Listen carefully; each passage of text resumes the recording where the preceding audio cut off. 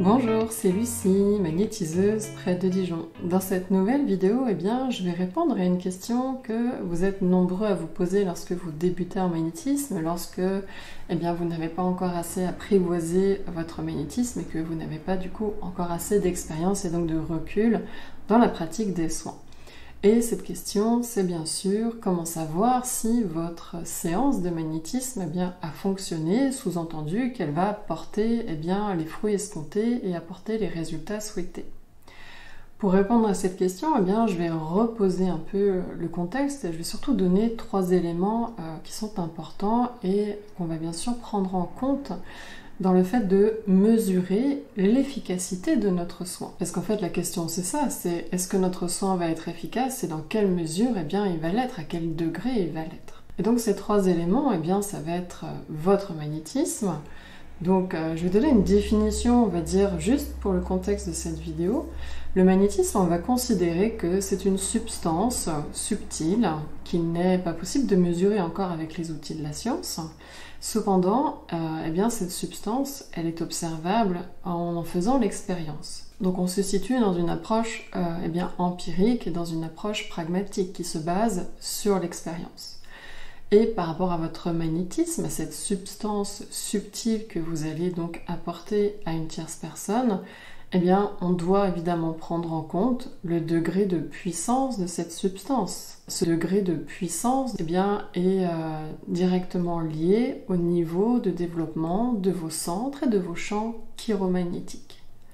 Donc je ne vais pas revenir sur toutes ces notions-là, puisque je l'ai déjà abordé dans d'autres de mes vidéos. Mais à noter que c'est forcément l'élément le plus impactant, l'élément le premier à prendre en compte lorsque l'on fait des séances.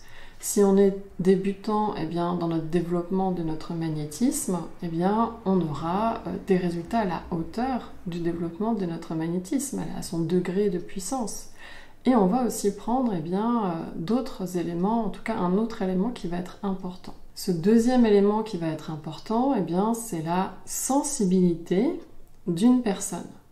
Et là, je parle bien de sensibilité à une substance. Donc là, en l'occurrence, la substance du magnétisme. Et la sensibilité, c'est quoi? C'est la capacité du corps d'une personne à réagir à cette substance.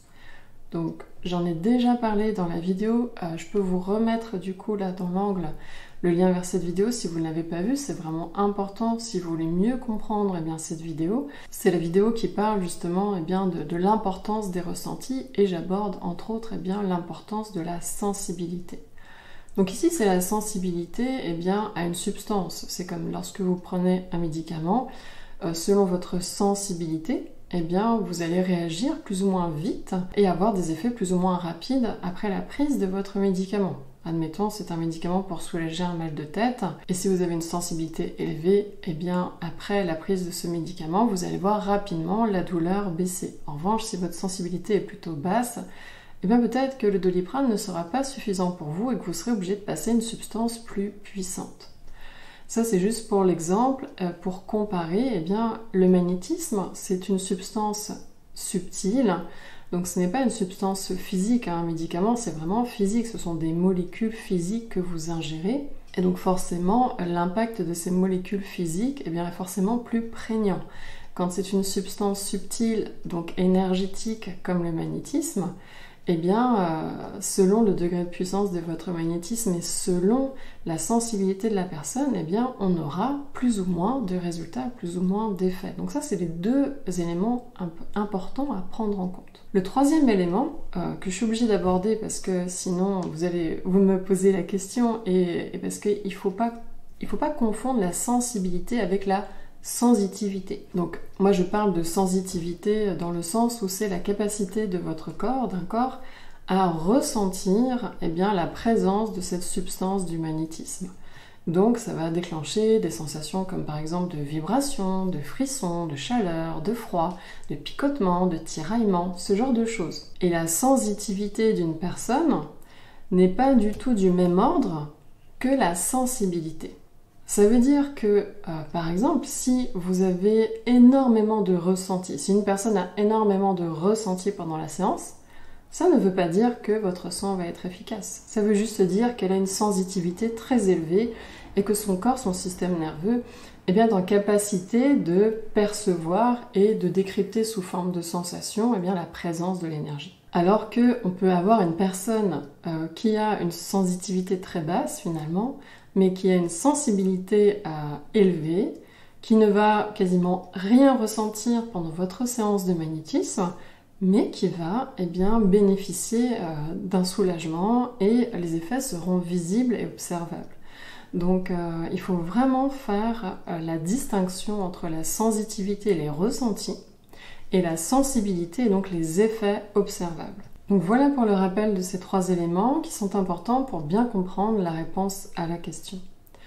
Donc quand vous faites une séance de magnétisme, vous allez avoir 3 grands temps. Il y a le temps de la séance en elle-même, le temps qui se situe juste après la séance, donc dans les minutes qui suivent la fin du soin, et le 3e temps, ce sont les jours qui suivent la séance. Donc le premier temps, ça va être le moment du soin en lui-même. Bien sûr, ce que vous allez faire pendant l'échange avec la personne va impacter votre travail dans la séance. Si vous avez aidé la personne à se mettre dans les bonnes dispositions pour accueillir et recevoir votre énergie de magnétisme, ça va être aussi effectivement très important. Mais je ne vais pas revenir là-dessus puisque j'en ai parlé dans la vidéo précédente sur l'effet rebond. Je vous la remets ici. Donc quand vous êtes en train de faire votre séance, que vous êtes en train de magnétiser la personne, une première chose importante à rappeler aussi, c'est que le magnétisme a la propriété naturelle de générer de la détente. Votre magnétisme rentre très facilement en affinité avec le système nerveux de la personne et cela va produire un état de détente plus ou moins marqué, plus ou moins profond. Ça va dépendre de la sensibilité de la personne à votre magnétisme. Donc, vous avez placé la personne dans un état de réceptivité, d'accueil de votre magnétisme et vous la magnétisez. Si vous constatez que, à mesure que vous imprégnez de plus en plus la personne, qu'elle se détend de plus en plus, et c'est vraiment observable visuellement, on voit que le corps s'affaisse, qu'il se pose, qu'il se dépose de plus en plus dans la table de massage, dans la table de soins. On peut voir aussi une sorte d'affaissement musculaire. Et on peut voir aussi au niveau des traits du visage que la personne est comme de plus en plus absorbée. Donc tous ces signes-là visuels vous indiquent que la personne est en train de se détendre et qu'elle est dans cette phase de relâchement qui va s'approfondir à mesure que vous allez progresser dans le soin. Donc ça, c'est un premier signe qui indique que la personne est réceptive à votre magnétisme et plus elle est réceptive, plus il y a de chances que le soin fonctionne.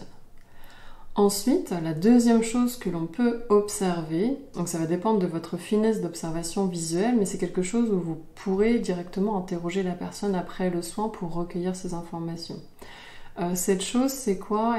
C'est un mouvement oculaire qui va de droite vers la gauche, ou de gauche vers la droite, et c'est vraiment un mouvement comme ceci horizontal qui va sous la paupière, on voit tout doucement l'œil de la personne qui roule. Ce mouvement oculaire en fait est dû au fait que le magnétisme a cette autre propriété naturelle d'induire un état d'activité accrue du subconscient.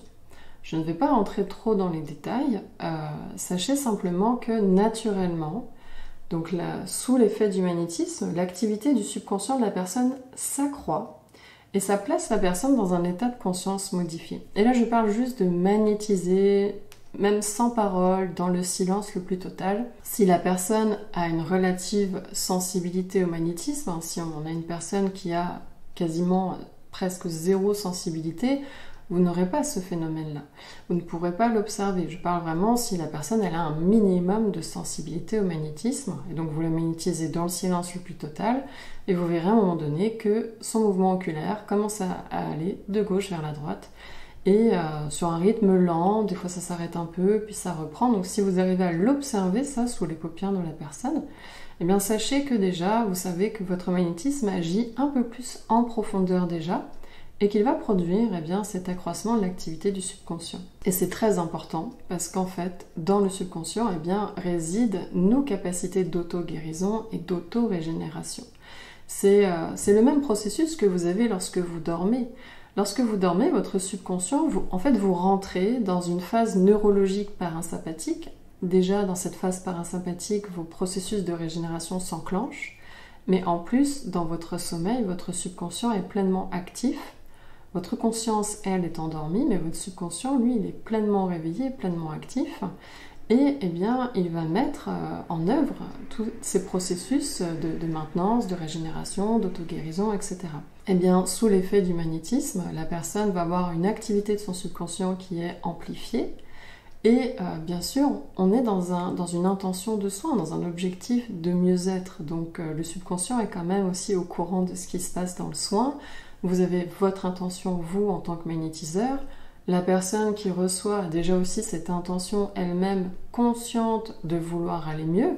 Donc tout ça réuni fait que naturellement le subconscient est informé de ce qu'il doit faire. Si la personne vient pour telle problématique, eh bien c'est évident que ça va aller dans ce sens pour traiter cette problématique. Donc si vous observez ce mouvement oculaire sous les paupières de la personne, sachez que c'est un très bon signe et ça veut dire que voilà, votre magnétisme commence déjà à agir en profondeur et commence déjà, dans une certaine mesure, à mieux mobiliser les capacités d'auto-guérison et d'auto-régénération de la personne. Donc voilà déjà pour les 2 signes que vous allez pouvoir observer pendant la séance qui vont vous dire, qui vont dans une certaine mesure, mais ça ne va pas vous dire avec une échelle, un degré exact de fonctionnement et d'impact de votre soin. C'est encore prématuré, vous ne pouvez pas à ce stade-là tirer des conclusions sur la manière dont le soin va agir. Mais ce sont 2 signes à observer pour déjà savoir si la personne est relativement sensible à votre magnétisme. Ensuite, eh bien, on a la deuxième phase, le deuxième temps, c'est juste après le soin. La personne émerge tout doucement de la séance et puis il est important de lui demander comment elle se sent. Déjà savoir si ça n'a pas réveillé certaines douleurs, si elle se sent bien. Et c'est l'occasion aussi de lui parler de l'effet rebond pour la rassurer et lui expliquer que si dans les prochains jours elle se sent fatiguée, courbaturée, etc., eh bien que c'est normal et que ça fait partie de la réponse de son organisme au travail du magnétisme. Donc après le soin, vous allez lui demander comment elle se sent et s'il y a des perceptions, des ressentis qu'elle souhaiterait vous partager. Et parmi ces choses, peut-être qu'elle vous dira qu'elle s'est sentie comme absorbée, à la fois présente, mais vraiment très très loin. Ça indique en fait cet état d'activité accrue du subconscient. Peut-être qu'elle vous dira aussi qu'elle a une sorte de sensation de dilatation, de conscience diffuse. Voilà, tout ça, ça fait partie eh bien, de cet état de conscience modifié ou d'activité accrue du subconscient. Donc, ce que la personne va vous partager après la séance, eh bien, c'est aussi à prendre en compte. Et je mets le bémol sur le fait qu'elle peut avoir très peu de ressenti et que le magnétisme, la séance, produira quand même des effets. Et attention aussi aux personnes qui ont ressenti mais un feu d'artifice de sensation, ça ne dit rien non plus bien de l'impact et de l'efficacité du soin. Ça c'est vraiment très important. Mais les ressentis vont nous apporter de l'information. Et plus vous ferez de soins, plus avec l'expérience, vous arriverez à vous saisir de certaines informations qui vont vous être utiles pour connaître le type de profil énergétique de la personne. Parce que par exemple, si vous avez une personne qui a beaucoup de sensations physiques, de ressentis physiques, même des mouvements spontanés du corps, eh bien vous pouvez savoir que son profil énergétique est de type bioénergétique. Et si la personne a eu plutôt des sons, des mots, des images, des sortes d'impressions, sensations, eh bien ça vous donne déjà aussi un élément pour vous dire que son profil est très probablement d'ordre psycho-énergétique. Et si vous voulez en savoir plus sur les profils énergétiques, eh bien, je vous renvoie également vers la vidéo en question sur les profils énergétiques. Donc les ressentis que va avoir la personne vont vous donner des éléments d'information. Non pas sur comment la séance va fonctionner en elle-même et les résultats que vous pouvez espérer, mais sur voilà, le profil énergétique de la personne. Et de toute façon, c'est important de savoir comment elle va, afin de la rassurer au besoin, de ne pas la laisser repartir avec des questions aussi ou des doutes. L'autre chose évidemment dans les minutes qui suivent le soin, c'est si la personne vous dit très rapidement qu'elle a un poids en moins émotionnellement, physiquement, qu'il y a déjà une amélioration, là vous avez un retour direct sur le fonctionnement, donc sur l'efficacité de votre soin. Donc l'échange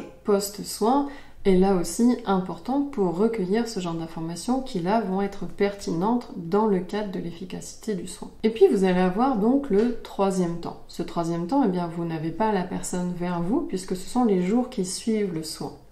Par contre, moi ce que j'encourage toujours mes élèves, mes stagiaires à faire, c'est de faire un travail au moins sur 3 séances, puisque un soin, c'est un début du travail. Il est extrêmement rare qu'en une seule séance, on règle tout le problème.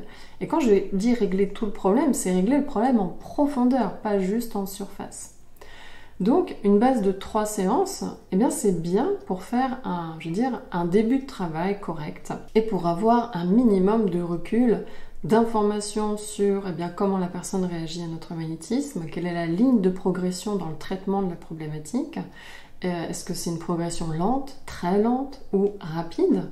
Eh bien, tout ça, ça va vous donner une quantité d'informations vraiment très très précieuses et ça va vous dire que voilà, pour telle personne donnée, qui réagit assez rapidement à votre magnétisme, et pour tel type aussi de pathologie, puisque la pathologie, c'est aussi un autre facteur à prendre en compte, évidemment. Si c'est de la bobologie, ou si c'est des problèmes, on va dire, pas trop graves, type tendinite, lumbago, des torticolis, des choses comme ça, on sait déjà que si la personne réagit bien à notre magnétisme, ça va se traiter assez rapidement. Alors que si on est sur des maladies déjà plus importantes, type maladie auto-immune, ou des choses qui se sont, on va dire, cristallisées dans le corps, c'est-à-dire des problèmes de dos, articulaires, qui datent donc de longues années, on sait que la ligne de progression va être forcément un peu plus ralentie. Donc, les informations que la personne va vous donner quand elle reviendra vous voir pour la 2e séance, vous allez lui demander comment ça s'est passé dans les jours qui ont suivi le soin, qu'est-ce que vous avez observé. Et là, tout ce qu'elle va vous dire compte. Que la personne vous dise je n'ai rien ressenti, je n'ai pas eu d'effet, c'est une donnée importante. Si elle vous dit j'ai été fatiguée, courbaturée, maussade, un peu déprimée, etc., ce sont des informations importantes.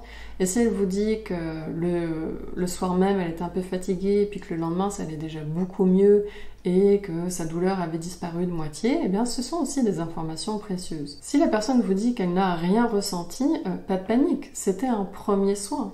Et ça vous donne déjà une information que son niveau de sensibilité n'est pas très élevé, et qu'il va falloir approfondir le travail, continuer le travail. Donc ça, c'est vraiment important. Ça arrive que la première séance ne produise aucun effet.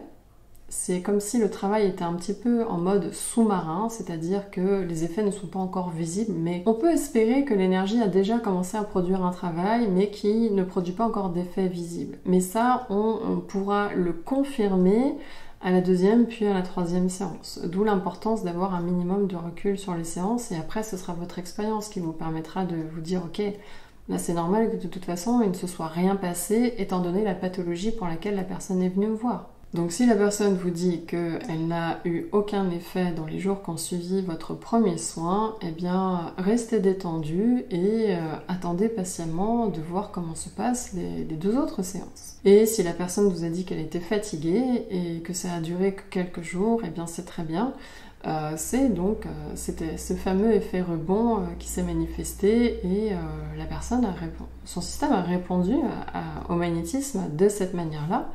Et pour certains, cela va produire des améliorations directement sans avoir à passer par cette vague de creux, par cet effet rebond. Donc le feedback de la personne va vous donner des informations précieuses sur la manière dont le soin a porté ses fruits et s'il a été efficace. Donc ça veut dire qu'il n'y a pas the signe qui va vous indiquer pendant la séance que c'est sûr que votre magnétisme est en train de fonctionner. Mais il va falloir du coup être patient, être observateur, être aussi curieux et intéressé de ce que la personne a vécu, de comment ça s'est passé pour elle ensuite. Vous noterez que je n'ai pas parlé du ressenti que vous pourriez avoir dans vos mains. Ce ressenti-là, c'est un peu l'équivalent d'un masseur qui, en massant le corps de la personne, va sentir, tiens, c'est noué à tel endroit, là ça se dénoue, ça se délie, etc. Je n'en ai volontairement pas parlé puisqu'en fait j'aborderai le thème des ressentis dans une autre vidéo et ce sera l'occasion de compléter cette vidéo. Mais déjà, si vous êtes dans cette approche d'observation empirique, pragmatique et que vous complétez vos informations, vos propres informations liées à vos observations et à votre écoute, que vous les complétez avec le feedback de la personne, vous allez vous rendre compte que déjà, vous allez recueillir une très grande quantité d'informations et c'est ce qui va vous permettre d'avancer de manière claire, sans interprétation, sans vous déconnecter de la réalité et ça c'est très important. Donc j'ai terminé pour cette vidéo. Si vous êtes toujours avec moi, c'est que vous avez apprécié la vidéo, je vous remercie de mettre un pouce levé, de partager la vidéo et n'hésitez pas à m'écrire dans la barre des commentaires, je serai ravie de vous lire et de répondre à vos questions. En attendant, portez-vous bien, je vous souhaite de bonnes séances de magnétisme et je vous dis à très bientôt.